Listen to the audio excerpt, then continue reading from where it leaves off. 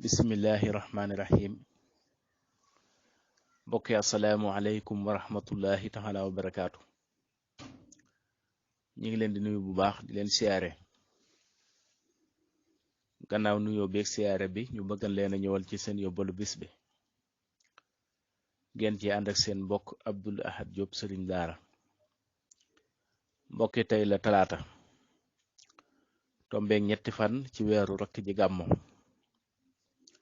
ci atum junni ak ñeenti téeméer ak ñeent fukk ak ñett ci gàddaay gu yonante bi sallallahu alayhi wa sallam dëppoog juróom-ñeenti fan ci weeru tubaab ci mois de novembre atum 2021. mbokk yi tey di ñetti fan daa dajeeg lim bu fat kon tey dara rafetu ci lépp lu ñuy wattandiku ci bis bu fat des na ko wattandiku tey jii ci ñetti fan yi di talaata kon tey lim bi mu dajal daa fàtt mbokk yi tey dara rafetu ci. bu dee suba ak jàmm mbokk yi mi ngi war a dajeeg ñeenti fan ci weeru rakk ji gàmmu war a tombeeg àllarba. mbokki suba di ñeenti fan dajewut ak lim bu fàtt lim bi mu dajal rafet na bis bi rafet kon lépp lu ci waay bëgg a def ci lu baax mën na ko cee def te ñaan sunu borom defal ko ci barke. bisub àllarba bi suba ak jàmm leen ciy tere rek wattandiku mooy ku ci watu mbaa ku ci sangu mbaa ku ci tàggoo tukki waaye lu dul loolu rek mënees na ko cee def ndax lim bi mu dajal fatul mu ñeenti fan incha allah. waaye tey jii di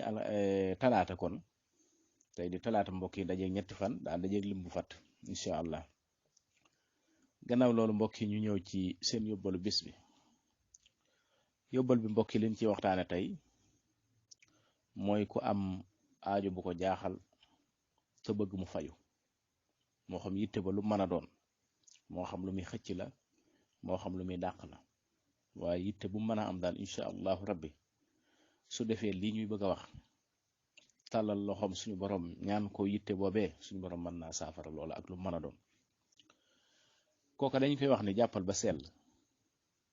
ba sell nga dem ci barab bu laab julli fa ñaar rakka bu njëkk bi nga jàng ci fatiha benn yoon alam nasra ñetti yoon rakkaab ñaareel bi tam noonu kon rakka bu nekk fatiha benn yoon alam nasra ñetti yoon. boo sëlmalee nga wérd sóoratu fatiha juróom-ñaari yoon nga wérd ko juróom-ñaari yoon boo sëlmalee. salaatu fatiha nga wérd ko juróom-ñaari yoon